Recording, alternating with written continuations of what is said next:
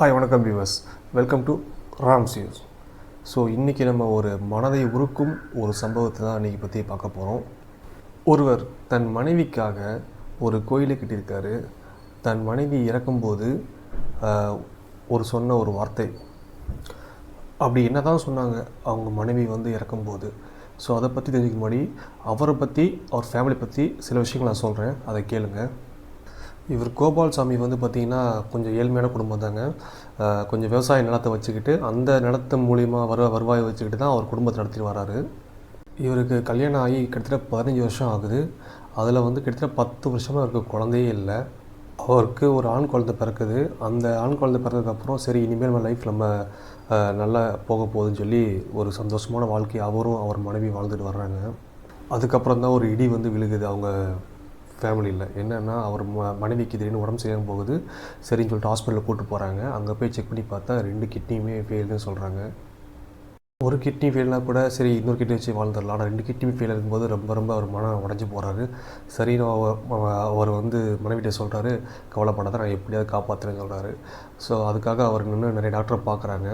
அந்த டாக்டர் எல்லாமே என்ன சொல்கிறாங்க, இவங்க ஆப்ரேஷன் பண்ணி வேறு கிட்னி வச்சா கூட அது சக்ஸஸ் ஆகாமல் இருக்கட்டா, அது கொஸ்டின் மார்க்டான்னு சொல்லும்போது இன்னுமே மனம் உடையிறாரு.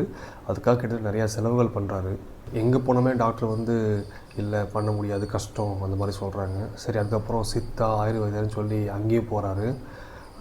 ஒரு கட்டத்துக்கு மேலே அவங்க ஃபேமிலி சரி, ஊருக்காரும் சரி, இவ்வளோ செலவு பண்ணி என்ன பண்ணுறது, காப்பாற்ற முடியாது சொல்லிட்டாங்களே, விட்டுருன்னு சொல்கிறாங்க. அதெல்லாம் அவர் கொஞ்சம் கூட காதில் கேட்காம, என் மனைவி தான் எனக்கு முக்கியம், அவள் தான் முக்கியம்னு சொல்லிட்டு சரின்னு சொல்லிட்டு இன்னும் வேறு என்னென்ன பண்ணணுமோ எல்லா இடத்துக்குமே போகிறாரு. அங்கேயும் காசு செலவு பண்ணார், முடியலை. அப்பயும் விடாமல் திருப்பி அதே தான் பண்ணிகிட்ருக்காரு.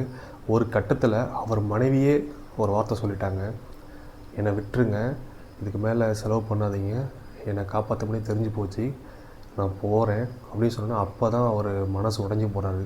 இதுக்கு முன்னாடி ஊருக்காரங்களோ ஃபேமிலியோ சொல்லும் போதெல்லாம் அவர் பெருசாக நினைக்கல, தான் மனைவியே இப்படி சொல்லிட்டாலே அப்படின்னு ரொம்ப மனசு உடஞ்சி போகிறார். அவர் தான் மனைவியை காப்பாற்ற முடியாதுன்னு தெரிஞ்சும் கிட்டத்தட்ட பல லட்ச ரூபா அவர் செலவு பண்ணி நிலத்தை விற்று அதையும் செலவு பண்ணி அவர் மனைவியை காப்பாற்ற முடியலை.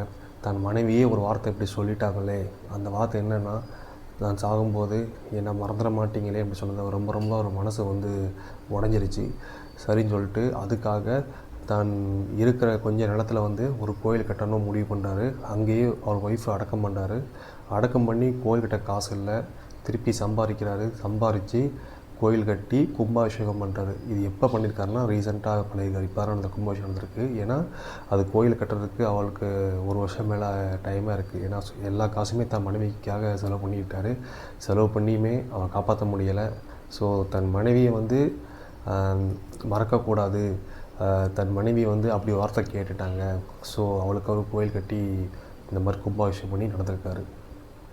என்னை பொறுத்த ஒரு விஷயம், பிஃபோர் மேரேஜ்க்கு வர்றது முன்னாடி பண்ணுறது லவ்வை விட ஆஃப்டர் மேரேஜ் நீங்கள் உங்கள் மனைவி எவ்வளோ தூரம் நேசிக்கிறீங்க அதுதாங்க முக்கியம். ஏன்னா நிறைய பேர் கல்யாணம் பண்ணி சண்டை போட்டு டைவர்ஸ் ஆகி சீக்கிரமாக போயிடுறாங்க. அவங்களுக்கு எல்லாம் இந்த வீடியோ கண்டிப்பாக நீங்கள் காமிங்க, அப்போ தெரியட்டும். இதுக்கப்புறமாவது டைவர்ஸ் என்ற வார்த்தையே இல்லாமல் கூட போகட்டும். ஏன்னா இதுக்கப்புறம் நீங்கள் லவ் பண்ணுறீங்க பார்த்தீங்களா, உங்கள் ஒய்ஃபை கடைசி காலம் வரைக்கும், அதாங்க உண்மையான லவ். கண்டிப்பாக நானும் அந்த கோயில் கண்டிப்பாக நான் போக போகிறேன். அங்கே போயிட்டு அவர் மீட் பண்ண போகிறேன். அந்த கோயிலில் வழிபட்டு வர போகிறேன். இதுக்கு முன்னாடி ஷாஜகான் நீங்கள் அவர் மனைவிக்காக கட்டினதை கேள்விப்பட்டிருப்பீங்க. ஸோ அதுக்கடுத்து எனக்கு தெரிஞ்சு இவர் தன் மனைவிக்காக கட்டியிருக்காரு. இதுக்கு முன்னாடி நிறைய பேர் கட்டியிருப்பாங்க, பட் எனக்கு இந்த நியூஸ் மட்டும் தான் எனக்கு தெரியும்.